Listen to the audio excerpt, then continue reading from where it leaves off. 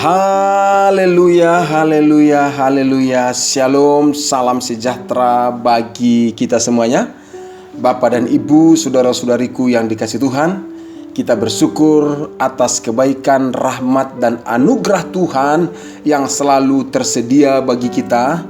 Sehingga hari ini, Sabtu tanggal 22 Januari tahun 2022 ini, kita masih diberikan kesempatan oleh Tuhan untuk menikmati rahmat-Nya, untuk menikmati kebaikan-Nya, terlebih lagi untuk menikmati segala berkat dan segala hal yang Tuhan kehendaki melalui firman-Nya.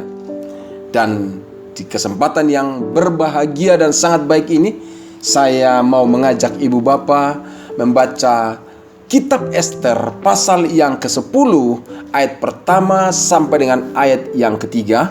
Dan saya mau mengajak Bapak Ibu menerima berkat firman Tuhan, renungan yang akan kita pelajari bersama-sama, kiranya memberikan antusias dan semangat yang baru bagi kita untuk menghadapi kehidupan dan menjalani hari-hari yang Tuhan percayakan bagi kita. Ester pasal 10 ayat pertama sampai ayat yang ketiga dikatakan, maka Raja Ahasuerus mengenakan upeti atas negeri dan daerah-daerah pesisir juga. Ayat yang kedua, segala perbuatannya yang hebat serta gagah dan pemberitaan yang seksama tentang kebesaran yang dikaruniakan Raja kepada Mordekai, bukankah semuanya itu tertulis dalam kitab sejarah raja-raja Media dan Persia? Karena Mordekai orang Yahudi itu menjadi orang kedua di bawah Raja Ahasuerus, dan ia dihormati oleh orang Yahudi serta disukai banyak saudara-saudara sanak saudaranya, sebab ia mengikhtiarkan yang baik bagi bangsanya dan berbicara untuk keselamatan bagi semua orang sebangsanya. Bapak Ibu, demikianlah firman Tuhan. Berbahagialah orang yang mendengarkan dan merenungkan serta melakukannya di dalam kehidupannya. Saudara-saudariku dikasihi Tuhan, kalau kita membaca seluruh kitab Ester ini, mulai pasal pertama sampai dengan pasal yang ke-10, kita akan melihat nama-nama yang sangat menonjol atau yang nama-nama yang lebih menonjol dari kitab ini. Pertama, dari sisi kerajaan Babel. Dari kerajaan Babel kita lihat nama yang menonjol di kitab ini adalah nama rajanya, yaitu Ahasuerus. Ya udah wajar karena menjadi topik sentral yang harus dibicarakan dalam kerajaan itu. Tapi ada juga Ratu Wasti, yaitu istri dari Ahasuerus yang dipecat dan diberhentikan sebagai ratu yang tidak menghormati raja. Dan yang ketiga yang bisa kita lihat dari sisi kerajaan Babel adalah Haman. Haman yang merencanakan kejahatan akhirnya mengalami atau menimpa diri sendiri. Kejahatan yang direncanakan menimpa dirinya sendiri. Haman itu menjadi satu pribadi yang juga sentral pembelajaran yang bisa kita lihat dari kitab Ester ini. Namun dari sisi orang Yahudi yang adalah orang-orang buangan di kerajaan Persia Babel itu, yang pertama adalah Ester, yang namanya ditetapkan menjadi nama kitab ini. Siapakah Ester? Dia punya latar belakang hidup yang sangat sederhana, anak yatim piatu, tetapi dituliskan kisahnya menjadi ratu bagi Ahasuerus di kerajaan Babel tersebut. Itu sangat-sangat luar biasa cara kerja Allah di dalam hidupnya. Tapi yang tidak kalah penting juga adalah Mordekai.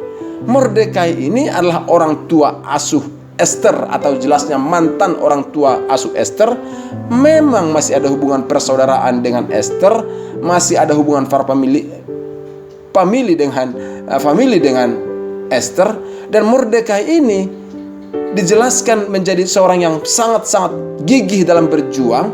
Dan yang menjadi sorotan kita pada pagi hari ini adalah ternyata Ester ini mengalami masa tua yang gemilang, keberhasilan di masa tua. Kenapa saya katakan masa tua? Karena dia mantan orang tua asuh Ester. Ester saja sudah menjadi ratu. Berarti setelah Ester menjadi ratu, baru Mordekai mengalami keberhasilan. Nah, artinya berarti keberhasilannya di masa tuanya. Di dalam pasal yang ke-10 ayat pertama sampai ayat ketiga dituliskan keberhasilan yang terjadi. Saya mau sampaikan kepada Bapak Ibu, yang pertama keberhasilan-keberhasilan itu adalah nama Mordekai dituliskan dalam kitab sejarah Raja-Raja Media dan Persia. Bayangkan dia seorang buangan, tapi akhirnya namanya tercatat, tertulis dalam kitab sejarah Raja-Raja. Di media Persia Babel itu tertulis namanya. Itu kan sangat luar biasa. Tidak semua orang bisa tuliskan namanya di sana. Tapi yang kedua juga adalah dikatakan dia menjadi orang nomor 2 di bawah kerajaan Ahasweros. Dia menjadi orang 2, posisinya sangat penting, Bapak Ibu dikasih Tuhan. Dan yang tidak kalah penting, poin yang ketiga adalah, dan keempat, dia dihormati orang Yahudi, disukai banyak saudara-saudaranya. Ini keberhasilan yang sangat-sangat powerful. Keberhasilan yang sangat lengkap, sukses di dalam karir, sukses di dalam dunia politik, kalau saya katakan dunia politik, tapi dia dihormati orang Yahudi, orang sebangsanya, dan disukai saudara-saudaranya. Artinya Bapak Ibu dikasih Tuhan, Mordekai sukses pekerjaan, tapi sukses juga di dalam membangun relasinya di dalam kehidupannya. Mengapa demikian? Apa menjadi rahasianya? Tentunya dalam ayat pasal yang ke-10 ini, dalam ayat ketiga dijelaskan, ia mengikhtiarkan, artinya Mordekai ini mengikhtiarkan yang baik bagi bangsanya, berbicara untuk keselamatan semua bangsanya. Artinya saudara-saudara kasih Tuhan, segala upaya yang dikerjakan, segala yang diusahakan, segala apa yang dilakukan oleh Mordekai ini, termasuk apa yang dibicarakan, adalah untuk kebaikan bangsa dan saudara-saudaranya. Dia tidak ada punya tipu muslihat, tidak punya rencana-rencana jahat, tidak ada rencana tersembunyi, tapi semua yang direncanakan, yang diikhtiarkan adalah kebaikan, dan dia pantas mengalami keberhasilan dan yang sangat gemilang di masa-masa tuanya. Saudara-saudara kasih Tuhan, waktu saya melihat tentang kisah Mordekai ini yang sukses di masa tuanya atau mengalami sukses di masa tuanya, saya akhirnya menarik pelajaran yang tidak kalah penting untuk kita renungkan pada pagi hari ini. Apakah itu? Yang pertama, ternyata kesuksesan tidak pernah dibatasi oleh usia. Nah, ini penting.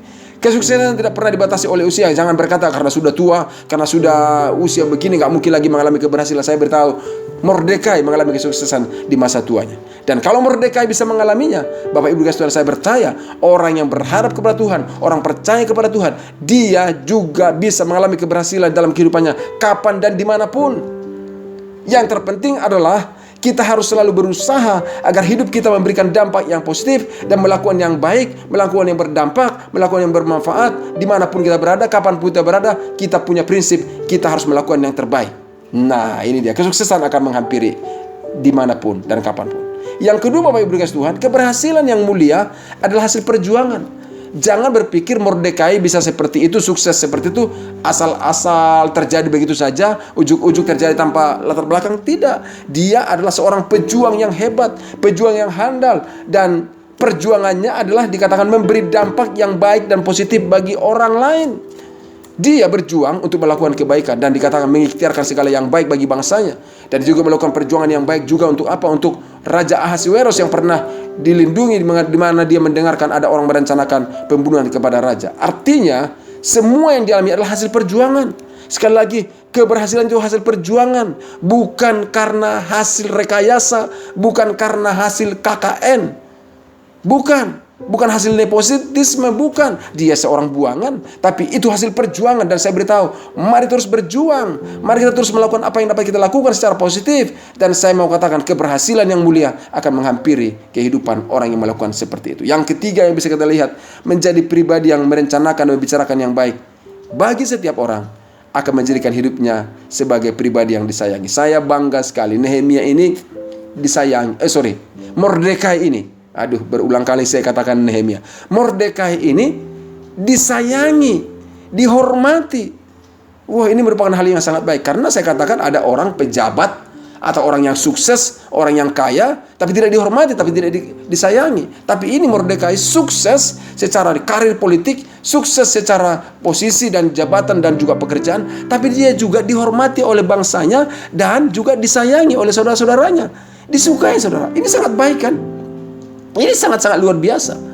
Dan saya yakin semua kita juga inginkan seperti itu. Sukses dalam karir, bisnis, pekerjaan, dan keluarga bahagia. Dan juga saling membahagiakan. Betul saudara? Dan itulah sebabnya Bapak Ibu dikasih Tuhan, kita belajar dari kisah daripada Mordekai ini. Apa yang terjadi? Dikatakan saudaraku dikasih Tuhan, Mordekai ini sukses pekerjaan, karirnya mantap, relasi dengan sebangsa dan keluarganya juga baik. Ini hal yang tidak boleh diabaikan. Jangan sampai sukses secara karir tapi keluarga berantakan. Jangan sampai sukses secara bisnis tapi hubungan dengan sesama juga rusak. Jangan, tapi yang Tuhan mau adalah sukses pekerjaan dan juga sukses secara karir, relasi dengan sebangsa, relasi dengan keluarga tak baik. Mordekai sukses. Dan saya katakan, kesuksesan Mordekai ini adalah masa tua yang sungguh bermakna. Mordekai adalah masa tua yang sungguh bermakna. Masa tua yang sungguh memuaskan. Masa tua yang sungguh berhasil. Kalau dikatakan masa tua atau hidup yang finishing well lah, begitu saudara. Oleh karena itu Bapak Ibu, saya yakin Tuhan juga menghendaki kita mengalami hidup yang seperti itu, yaitu mengalami keberhasilan, kesuksesan. Bahkan di masa tua kita bisa mengakhiri masa atau menjalani masa tua kita di masa-masa yang sukses, memuaskan dan berhasil. Bagaimana caranya Bapak Ibu guys Tuhan? Maka melalui pelajaran renungan firman Tuhan ini saya mau sampaikan kepada kita. Yang pertama, mari terus semangat, terus konsisten melakukan hal-hal yang positif, berdampak. Sebab keberhasilan dan kesuksesan dapat nyata dalam kehidupan setiap orang tanpa memandang usia. Terus mungkin saudara berkata, sekarang ini saya belum puas Pak, sekarang ini kesuksesan saya belum maksimal. Iya, mari terus berjuang, terus semangat, konsisten untuk melakukan hal yang positif dan berdampak baik. Dan ingat, senantiasa berharap dan percaya kepada Tuhan. Jangan karena fokus mengejar karir, fokus untuk mengejar keberhasilan, kemajuan usaha, bisnis, lupa pada Tuhan. Jangan. Ingat, Tuhanlah yang mendatangkan keberhasilan, kemenangan dalam kehidupan kita. Bahkan di luar Tuhan kita tidak dapat berbuat apa-apa. Di luar Kristus kita tidak berbuat apa-apa. Nah, itu sebabnya tetap berharap dan percaya kepada Tuhan. Dia yang sanggup memberikan keberhasilan yang gemilang tanpa dibatasi oleh usia. Berapa usia Anda sekarang? Sebutkan. Saya beritahu, di usia itu pun Tuhan sanggup memberikan keberhasilan bagi Anda. Mordekai di masa tuanya berhasil. Saya beritahu, Anda, kita semua dapat mengalami keberhasilan yang terbaik dari Tuhan. Oleh karena itu Bapak Ibu saudara-saudari kasih Tuhan, yang ketiga yang perlu juga kita lakukan adalah keberhasilan yang kita raih kiranya menjadi keberhasilan yang mendatangkan kemuliaan bagi Tuhan, yaitu baik bagi kehidupan kita dan berdampak baik juga bagi keluarga kita maupun bagi sesama kita. Jangan sampai Anda berhasil dalam karir tertentu, mencapai titik puncak tertentu, tapi mendapatkan juga titik puncak kebencian orang kepada Anda. Tapi biarlah menjadi titik puncak di mana Anda berhasil, Anda sukses, tapi menjadi titik puncak juga di mana Anda mengalami rasa hormat dari sesama dan juga mengalami hidup yang disukai oleh banyak orang. Seperti Mordekai ini, dihormati sebangsanya, disukai oleh saudara-saudaranya karena dia sukses, berhasil, dilakukan semua itu karena perjuangan yang dilakukan dengan niat dan cara yang baik. Saudaraku dikasih Tuhan, pada kesempatan pagi hari ini saya mengajak setiap kita berdoa bersama-sama dan bersandar kepada Tuhan, berharap supaya Tuhan yang menolong kita mengalami keberhasilan yang gemilang. Mari kita berdoa bersama-sama. Bapa, dalam nama Yesus, terima kasih dan kami bersyukur rahmat anugerah-Mu selalu tersedia bagi kami. Dan pada kesempatan hari ini kami juga bersyukur kepada firman-Mu Tuhan yang membawa kami untuk kembali bersemangat dan antusias menjalani kehidupan dan menjalani hari-hari kami.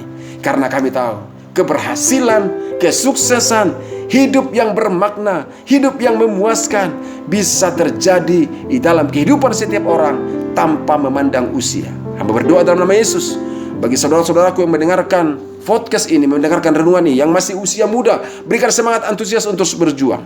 Dan kami berdoa juga, hamba berdoa bagi saudara-saudaraku yang dalam usia-usia yang sudah senior, yang mendengarkan renungan ini juga, tolong mereka untuk terus berpikir positif, berpikir yang baik, untuk melakukan hal hidup yang berdampak dan positif, sehingga kehidupan yang Tuhan berikan ini menjadi kehidupan yang bermakna dan mengalami kepuasan, mengalami keberhasilan, dan masa tua yang dijalani menjadi masa tua yang penuh dengan makna. Terima kasih Tuhan. Di dalam nama Yesus Kristus berikan kesehatan, berkati, pertolongan, anugerah, rahmat-Mu mengalir bagi setiap saudara-saudaraku pagi hari ini. Di dalam nama Tuhan Yesus Kristus kami berdoa dan kami menyerahkan kehidupan kami dan keluarga kami ke dalam tangan Tuhan. Dalam nama Yesus. Haleluya. Amin. Saudara-saudara kasih Tuhan, demikianlah renungan kita pada pagi hari ini. Dan saya selalu menyampaikan, jika ada doa dan harapan yang Bapak Ibu ingin didukung dalam doa, silakan kirimkan di nomor podcast yang ada di WA ini, nomor WA yang ada di podcast ini maksud saya. Dan Bapak Ibu bisa kirimkan. Percayalah, kita akan doakan bersama-sama, karena kuasa Tuhan tidak pernah berubah, dulu, sekarang, sampai selama-lamanya. Tuhan Yesus memberkati kita semuanya. Salam sejahtera. Shalom. Amin.